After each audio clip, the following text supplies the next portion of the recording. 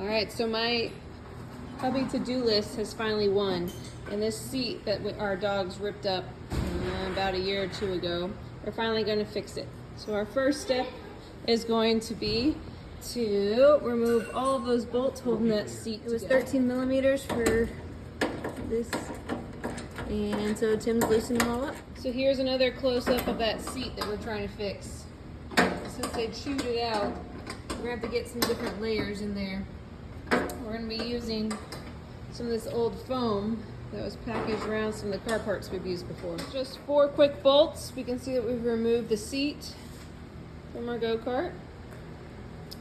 And now it's getting closer to my turn where I have to reupholster the seat. So a few more smaller screws. We gotta get some other things off. Then we'll be ready to take it all apart. So I'm removing the seat rails, 13 millimeter bolts on here. The other side had the nut that was going through the frame on the go-kart itself. So I just have one on each side. I'm going to take these off and then we should be able to access the seat. So we noticed that there was one more that's being a little sneaky thing and we had to take it off. This one we couldn't use any kind of wrench, so we took some vice grips and here we are. All right, so seat is off and now we're going to be using some dikes to get all those staples out as best we can. Might require a little extra work, but I think we can do it. Rachel's gotten most of the staples off and we removed the vinyl that was on there originally. Now she's just getting the rest of the staples that are kind of sticking out so that we can make sure our new fabric doesn't get any rips on it. But we'll flip this thing over in a second and you'll see what's left. Rachel is cutting out some of the foam so that we get a nice easy shape to, you know, connect with. We don't want to try and cut something to fit this when you can just do a nice straight line. And then after we get that, we're gonna cut some foam to fit and we'll use this DAP spray adhesive to make it stick on this, and then we should be ready to put the new material over top, and we'll put some spray adhesive on the top of this foam also. So Rachel is piecing together some of the scrap foam that we have laying around just to fill in the shape. And we're not super concerned of it being perfect because this is a go-kart after all. But hopefully we should get something that resembles the original shape, and you shouldn't be able to tell the difference when you're riding. We've got most of our shape and we're just adding foam and putting the spray adhesive, so just like this, just spraying it on there and then putting the next piece. And then we're just going to let it all sit here for a little bit. As you see, we've already got basically all of our shape, and we're just going to make sure this all fits. It looks like it's pretty good contours and everything. So once we put some of the scrap pieces in there, we will be good to put our new material on. All right, we have the seat laying on our new material, and now we're just going to fold it over, get kind of a baseline where it's going to go. We'll start stapling it along the edges here, and we'll try to, you know, save as much of the material as we can so we can have some for later. But after we do that, we're just going to staple it in and we'll cut off the excess, and we should have a nice new wrapped seat. So Rachel told me I was doing it wrong and she made me flip it the other way so we could save more material. But if you look at what we have here, it's kind of shiny on what we're using as the inside, and that is the waterproof side.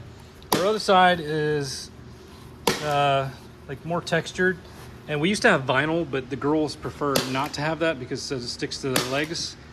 And so we're just going to use that. Right now Rachel is stapling in the new fabric. She'll get to a corner and then she'll kind of bend it in, and once she gets around there, she'll test this side and flip some of that over, and then we'll cut off the excess. Here's a close-up of how to do a corner, at least the way we do a corner. Doesn't mean it's the right way, but it works for us. So you just fold one end in, kind of like wrapping paper, then do that, put a couple staples in there to keep it strong, and that should hold. So for all you people that are maybe a little leery of starting a project like this yourself, let me show you how much we paid for this fabric. We paid $5.57, and we only used half of what we had. We bought 1 yard and we only used half a yard. And after Rachel staples all this here and we flip it over, you'll see that it looks really good. She just finished with that, and let's see what our seat looks like. Look at that. Nice and good. A couple little spots that squish in, but man, this is awesome for what, $5 that we spent? That's now, we're gonna put it back on our go-kart and it'll be good to go. So we just put the seat rails back on, and I realized we didn't actually have to take those off at all because the seat was only attached to the frame with some screws that are in here and then one bolt back there. So an error on my part, but that's okay. Didn't realize I need to get these lubed up, so I put a little white lithium in there. I'll get some on this side. But now we're gonna attach put the screws back in and the bolt, and then this should be ready to sit back down on the go-kart. This is the final product. As you see, it looks really good. No weird lines or waves or anything in the seat. Rachel did a good job over there. It matches. Got all the hardware installed. The seat slider works. And so this thing is ready to get roaring again. I have a few other things we need to do, like replace these old tires out here that are kind of worn out, and then the carburetor's clogged, but that is another project for another day. Anyway, thanks for watching. Hope this helps you realize that you can do this. We have a grand total of $5.57 into this project, so just do it.